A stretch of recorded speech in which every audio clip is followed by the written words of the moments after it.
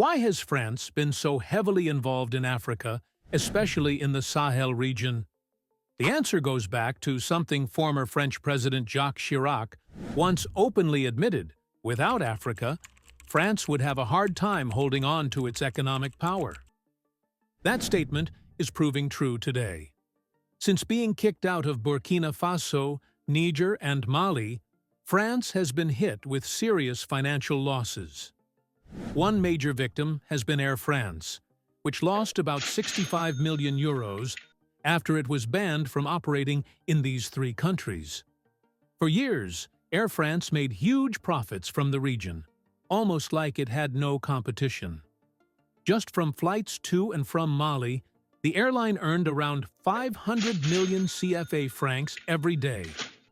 Niger and Burkina Faso added another 430 million and 390 million CFA francs daily.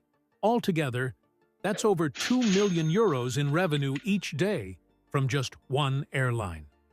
But things changed when new military governments came into power.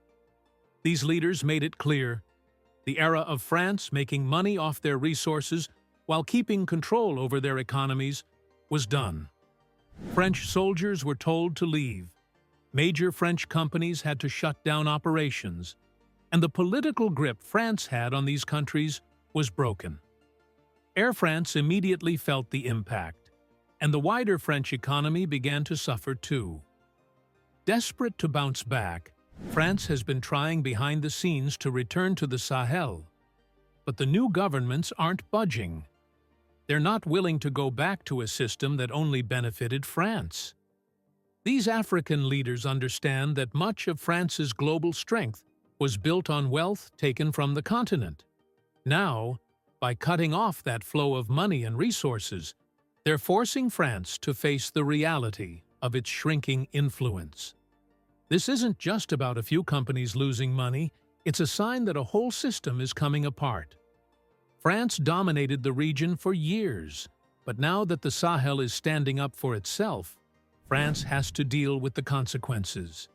Its economic success can no longer depend on its former colonies. For a long time, France appeared to be an economic powerhouse. But behind the scenes, a lot of that wealth came from resources it didn't actually own. Even though France doesn't have large supplies of gold, uranium, or other valuable minerals, it still managed to sell them in huge amounts. The reason? Those resources came from Africa. France controlled the mines and trade routes in its former colonies, keeping most of the money while African countries got very little. A clear example is gold mining.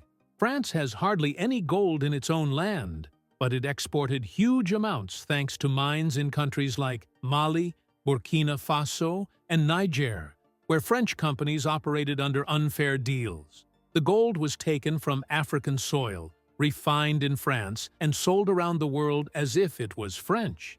This hidden truth came to light when Italy's Prime Minister, Giorgia Meloni, publicly criticized France on live TV, pointing out that many of its so-called exports were actually African resources disguised as French goods. France's dependence on Africa hasn't just been about gold. It also includes some of the world's most important minerals. Even though France doesn't have many of these resources at home, it managed to become a major player in the global tech industry. The reason? Its long-standing control over mining operations in African countries, especially in the Sahel region. But that dominance started to fall apart when Burkina Faso, Niger, and Mali decided to take control of their own future. Their decision to reject French influence wasn't only about gaining independence, it was a direct challenge to a system that had kept them tied to Paris for decades. A wave of military-led changes removed pro-French leaders, signaling a shift that shook France's political and economic systems. In response, France reacted harshly, cutting off diplomatic ties, placing sanctions, and trying to isolate these countries. But the new leaders didn't back down. They pushed harder, removing French soldiers, closing down French embassies, and taking control of key industries that had long been run by French companies. In just a few months, France lost its stronghold in the region, along with the valuable resources that had quietly supported its economy for many years. One of the biggest blows came when Air France was forced out of the Sahel. It wasn't just a loss in transportation, it symbolized the collapse of France's control and caused major financial damage. For a long time, Air France was more than just an airline in the region. It was a tool of economic power. It dominated the air routes and funneled large profits back to France. Meanwhile, the local economies saw little benefit. But the new Sahel governments began asking the tough questions. Why should a foreign airline have so much control without giving back? When Air France paused flights due to political tensions, the Sahel nations didn't wait. They shut the airline out for good and began working with other global carriers. Mali's Foreign Minister Abdoulaye Diop was open in his criticism. He said Air France often cancelled flights without warning and left African travelers stranded in Europe, something that would never be allowed in Western countries. He made it clear that kind of treatment would no longer be accepted. If Air France wanted to return, it would have to follow the same rules as everyone else, no more special privileges. But why is Air France so eager to come back? It's not just about selling tickets. France's broader strategy in Africa relied on dominating important industries like mining and transportation to keep its economy strong. So being shut out isn't just inconvenient, it's a major disruption. Niger is a clear example of how deep this loss cuts. For over 50 years, Niger supplied uranium that powered most of France's nuclear energy. French company Orano, formerly Areva, got cheap uranium from Niger, which helped generate about 70% of France's electricity. Meanwhile, Niger saw only a tiny slice of the profits. After the 2023 coup, the new government in Niger made a bold move. They stopped exporting uranium to France. Leaders accused Orano of exploiting the country's resources while leaving the people in poverty. The impact in France was immediate. Its nuclear power plants scrambled to find new uranium sources in Canada and Kazakhstan, but at much higher prices. Orano's uranium operations in Niger came to a standstill, resulting in billions of euros in expected losses. This sudden halt also triggered an energy crisis in France, putting both its economy and national security at risk. France's nuclear power sector, once its main energy source, was left exposed, forcing the country to face a new reality. It could no longer rely on easy access to African resources. Niger is making it clear that France will not regain control over its uranium. By forming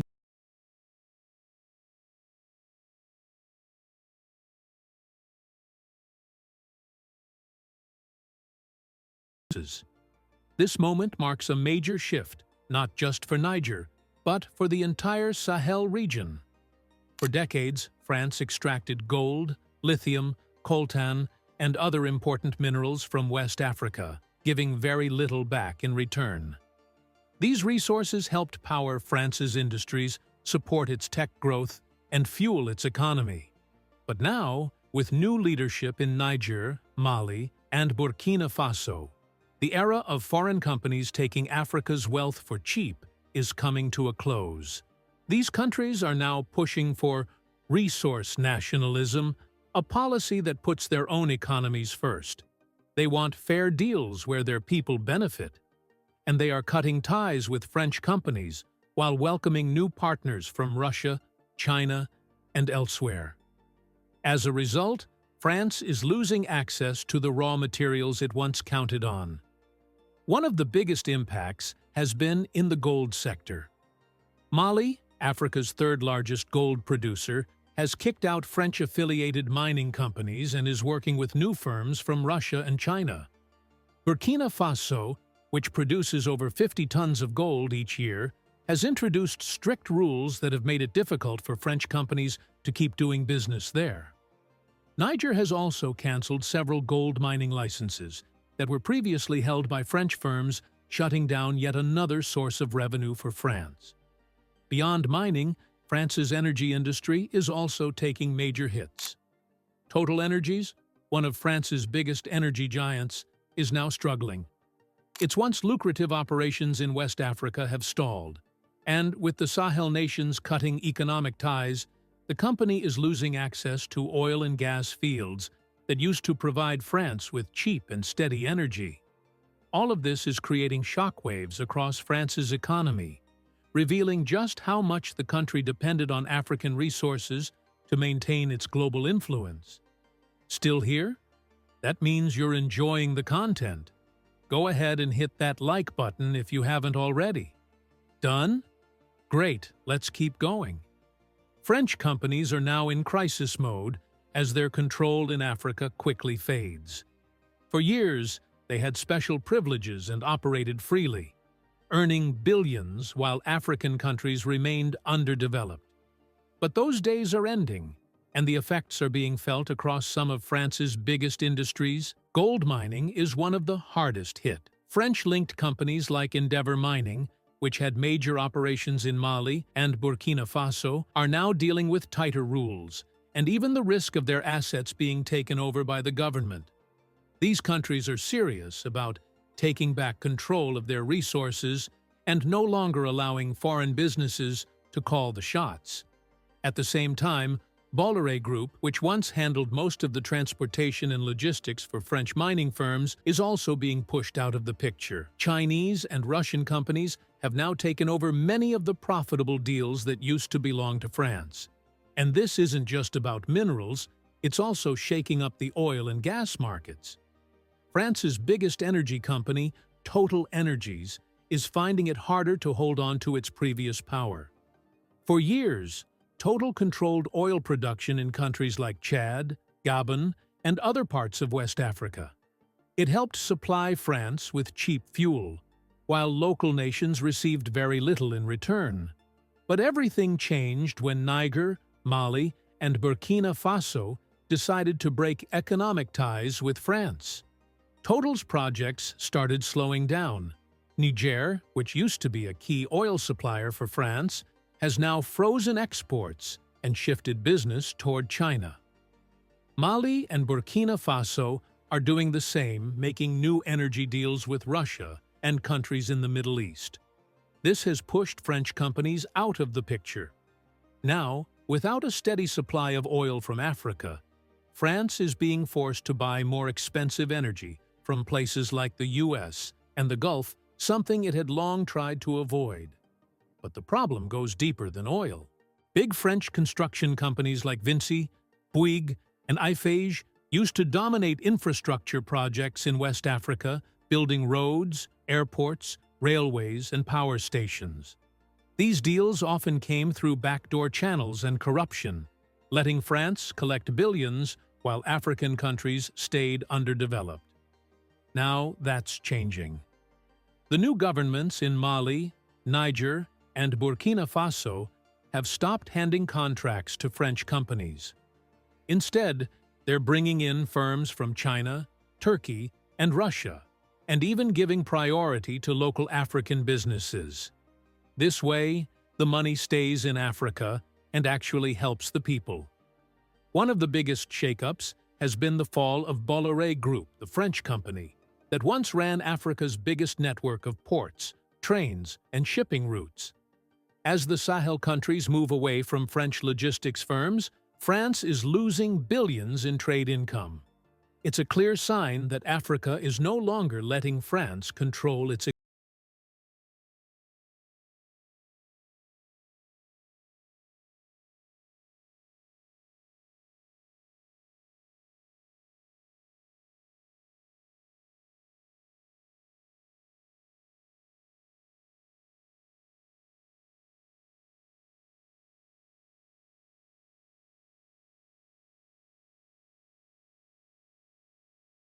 economies are facing a tough road ahead. And now, the wave of change in the Sahel is starting to spread. Countries like Senegal, Chad, and Cameroon, also former French colonies, are beginning to question their own relationships with France. People are asking why they should stay tied to an economic system that benefits Paris more than them. Meanwhile, new global powers are stepping in. The BRICS nations China, Russia, India, Brazil, and South Africa are increasing their presence in Africa. They're offering trade and development deals that promise fairer partnerships. Unlike the old one-sided agreements with France, these new deals give African countries more say and more benefits. If this trend keeps going, France could be pushed out of Africa completely, cutting off a source of wealth it has relied on for over 100 years. But this shift isn't just about losing money or contracts. It's the collapse of an entire system built on control and dependency. For decades, France took Africa's resources while giving very little back. Now, Africa is turning the page, and France is struggling to adjust to a world where it no longer calls the shots. The signs have been clear for some time. Former French President Jacques Chirac once acknowledged that without Africa, France would be nothing. That statement seems more true with each passing day. While Africa is proving it can stand on its own, France is coming to terms with the fact that it can't function without the resources it once took for granted. In a desperate attempt to maintain its influence, France is pushing for Air France to return to the Sahel. But this goes beyond just bringing back an airline. It's a strategic move. France could use the return of Air France as a way to re-establish its presence, potentially opening the door for other French companies to come back. If businesses return, so could France's diplomatic sway. From there, it wouldn't be long before France found reasons to justify greater political or even military involvement, all under the guise of economic cooperation. Countries like Mali, Niger, and Burkina Faso see through this tactic. Their leaders have made it clear that they won't allow France to re-enter the region under false pretenses. The era of French dominance is over, and they are determined to ensure it stays that way. For years, the world was led to believe that Africa needed France to survive. Now, it's becoming clear that the opposite is true. Africa is carving its own path, demanding fairer partnerships, respect, and control over its own future. France, which once saw itself as the dominant power in the region, is now being forced to confront a new reality, one where Africa is no longer a passive partner, but an equal force shaping its own destiny. If you enjoyed this video and want to see more like it, be sure to hit the like button and subscribe.